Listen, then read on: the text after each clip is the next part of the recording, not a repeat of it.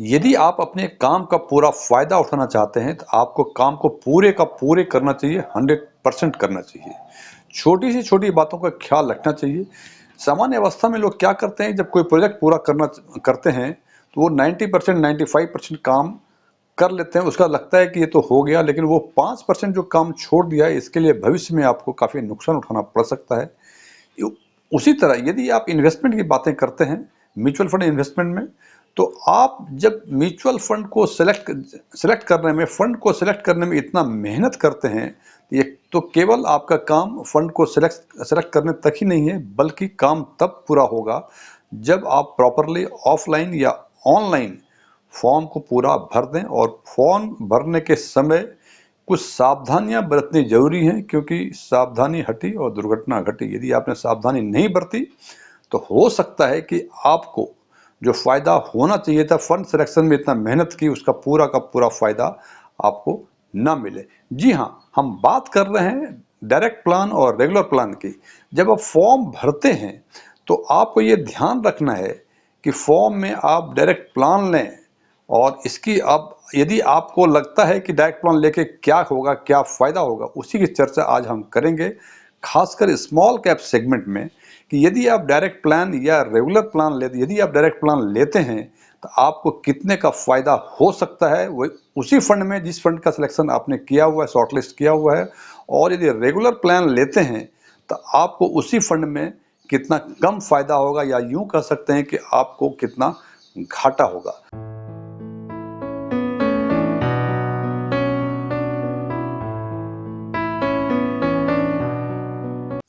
यदि मेरा यह वीडियो आपको पसंद आए, इसे लाइक करें, अपने फ्रेंड्स के साथ शेयर करें, और यदि आप हमारे चैनल पर फर्स्ट टाइम आए हैं, इसको सब्सक्राइब करें, और सब्सक्राइब करने के बाद उसके बगल में बेल आइकन को जरूर दबाएं, ताकि हमारे नए वीडियो की नोटिफिकेशन आपको लगातार मिलती रहे। स्ट्रॉन्ग टेक स्पिन में आप एक बार फिर से स्वागत है।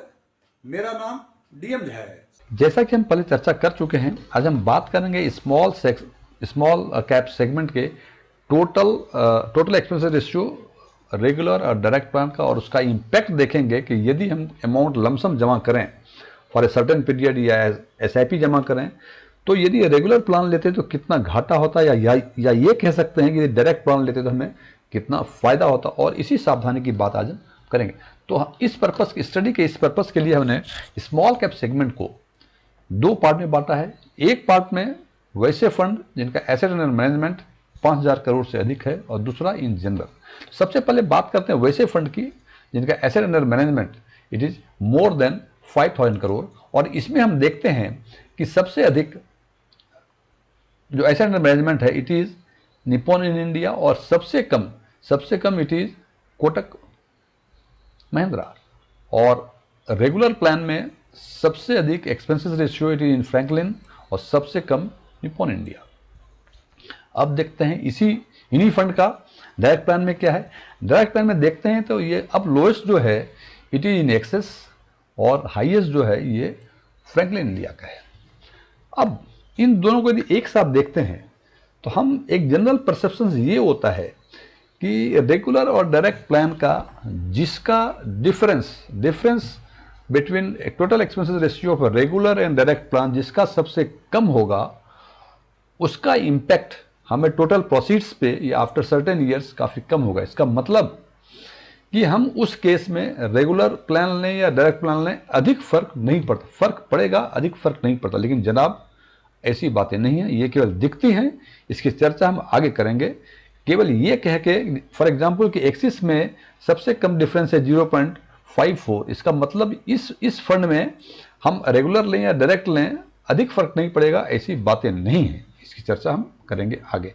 अब बात करते हैं हम इन दोनों के डिफरेंस का। तो हम देखते हैं सबसे अधिक डिफरेंस जो है between regular and direct plan के टोटल एक्सपेंस रेशियो वो एक्सिस में ही है, और सबसे come again it is in Nippon India. अब हम यहाँ ये नहीं कह सकते कि निप्पॉन इंडिया में हम रेगुलर लें या डायरेक्ट लें बाकी फंड से कम डिफरेंस आएगा, ऐसा नहीं है। एग्जाम्पल लेके बातें करेंगे, फिर आपको समझ में आएगी। केवल डिफरेंस देख के हम निर्णय नहीं ले सकते कि इसमें अधिक फर्क पड़ेगा, इसमें कम फर्क पड़ेगा। अब आगे देखें वो फंड इन जनरल में देखते हैं कि इन जनरल में भी निप्पॉन इंडिया का जो डिफरेंस और रेगुलर प्लान का जो टोटल एक्सपेंसेस रेशियो हो वो सबसे कम है, जबकि रेगुलर प्लान में सबसे अधिक यूनियन का है और डायरेक्ट में सबसे अधिक आईडीबीआई का है और सबसे कम टाटा स्मॉल कैप फंड का है।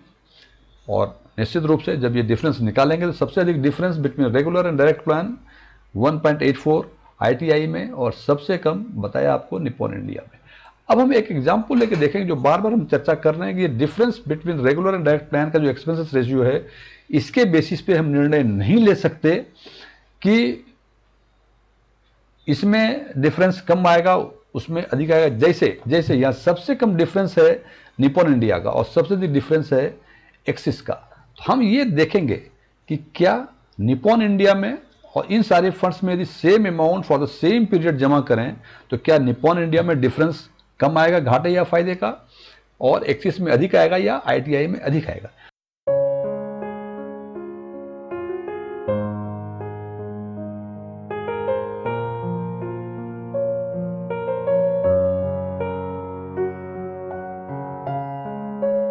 तो हम देखते हैं कि एक एग्जाम्पल लिया हमने कि 10 लाख रुपए हमने आज से 5 साल पहले इन सभी फंड में जमा किया, रेगुलर में भी और डायरेक्ट में भी। तो हम देखते हैं कि यदि हमने डायरेक्ट में ये सावधानी बरती कि हमने डायरेक्ट प्लान लिया तो हमें कितना का फायदा होगा, तो ये देखते हैं।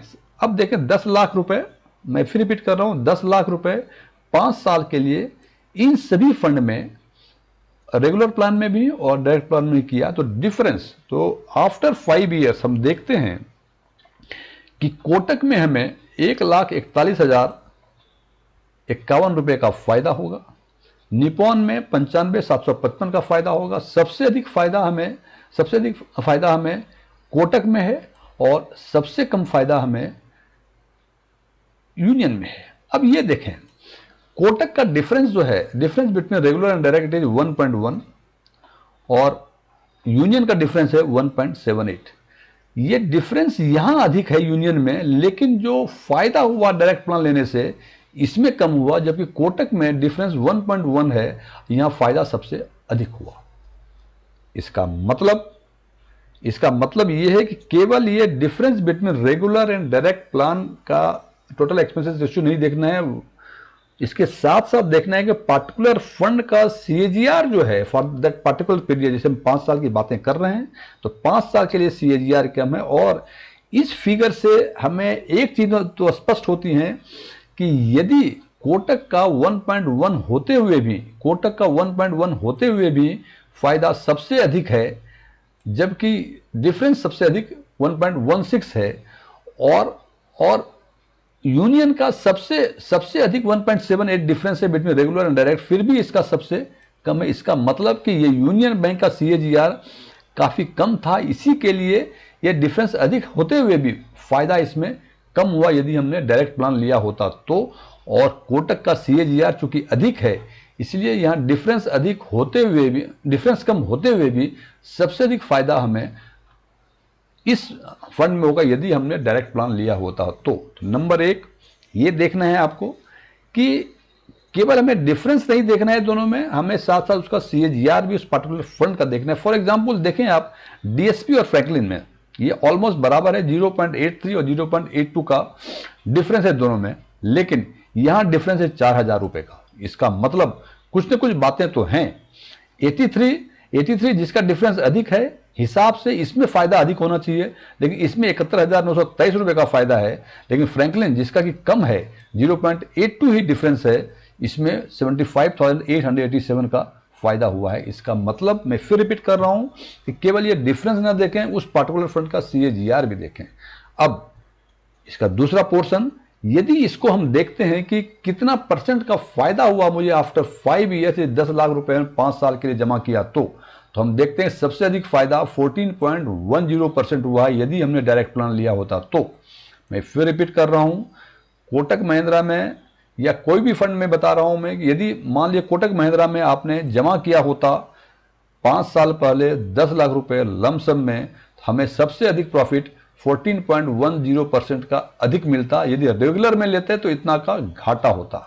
इसका मतलब यदि रेगुलर प्लान लेते हम इतने रुपए कम मिलते मुझे at the end of the 5 year, और यदि डायरेक्ट में लिया होता तो हमें इतने अधिक मिलते। अब देखें इसके हिसाब से 14.1 कोटक में, HSBC 9.41, 11.13 SBI में, और हमने फ्रेंड देखा होगा कि एक्सिस में और टाटा में हमने लिखा कुछ नहीं है, बिकॉज इन दोनों फंड का 5 साल अभी पूरा नहीं हुआ है। अब निर्णय लेने की बारी आपकी है कि यदि इन फंड में से या कोई भी फंड जो आप सिलेक्ट करते हैं, यदि रेगुलर लेना है कि डायरेक्ट लेना है, बिकॉज हमने स्मॉल कैप सेगमेंट में देखा कि सबसे कम फायदा इट इज 7.1% ये है डीएसपी फंड में, डीएसपी में सॉरी, सबसे कम फायदा 6.85% है हमें यूनियन फंड में, और सबसे अधिक फायदा हमें कोटक महिंद्रा में है, इट इज 14.10%। अब निर्णय लेने की बारी आपकी कि ये परसेंटेज ऑफ प्रॉफिट या ये डिफरेंस ऑफ अमाउंट जो दिखाया है हमने, ये आपके लिए कंसिडरेबल है कि नहीं है, और उसके हिसाब से निर्णय आपको लेना पड़ेगा कि यदि ये अमाउंट कंसिडरेबल है तो आपको डायरेक्ट प्लान ही ऑप्ट करना चाहिए और ये सावधानी बरतनी चाहिए। लेकिन यदि आपको लगता है कि ये अमाउंट कंसिडरेबल नहीं है, ठीक है यार, यदि ऐसा है तो आप रेगुलर प्लान जैसे लिया हुआ है वैसे ही कंटिन्यू करें, निर्णय आपका।